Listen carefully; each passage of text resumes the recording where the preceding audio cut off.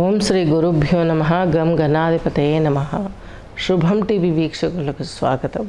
ఈరోజు మనము 2024 7వ మాసం సెకండ్ పక్షం అంటే 16 to 31 వరకు జరిగే గోచారం తెలుసుకుందాం. ముందుగా వచ్చేసి రాహువు వచ్చేసి మీనరాశి, కుజ గురువులు వచ్చేసి వృషభ రాశి, రవి మిథున రాశి, బుధుడు కర్కాటకం, శుక్రుడు కర్కాటకం, కేతు వచ్చేసి కన్యా రాశి, చంద్రుడు వచ్చేసి తులారాశి, శని భగవంతుడు కుంభరాశి సంచారం, రాహు వచ్చేసి మీనరాశి సంచారం చేస్తున్నారు. ఇకపోతే కన్యారాశి కన్యా లగ్నం తీసుకున్నట్లయితే మీకు మీ రాశిపతి మీకు లాభంలో ఉన్నారు, శుక్రునితో కలిసి ఉన్నారు.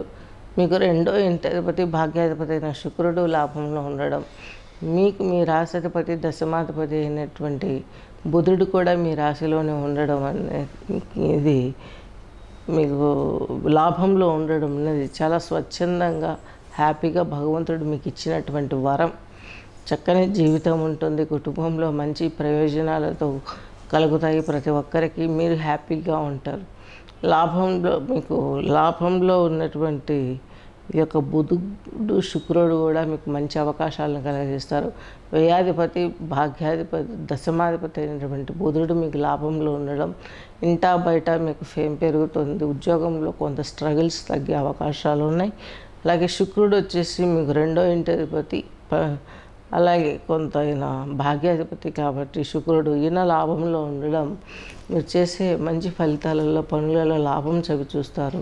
అలాగే మీరు స్ట్రెయిన్ అవ్వకుండా ఉండడానికి సుఖపడడానికి కొంత సమయం కూడా దొరికే అవకాశాలు ఉన్నాయి. మెంటల్ రిలాక్సేషన్ అయ్యే అవకాశాలు స్పష్టంగా ఉన్నాయి.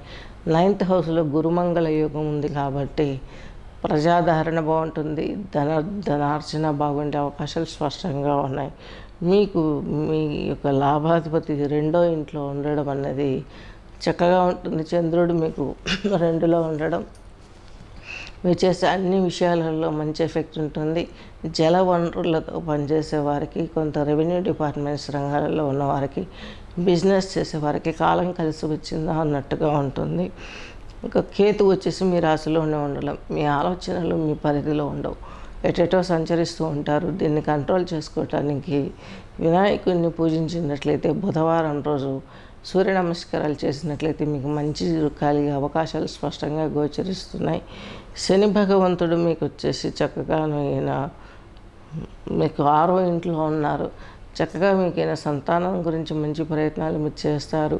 వాళ్ళకు మంచిని సమకూరుస్తారు. మీరు శత్రు రుణరోగోతడి ప్రాబ్లమ్స్ క్లియర్ అయ్యే అవకాశాలు స్పష్టంగా ఉన్నాయి. అలాగే 7వ రాహు ఉన్నాడు. ఫ్యామిలీలో జీవిత భాగస్వామిని అండర్స్టాండ్ చేసుకోలేరు.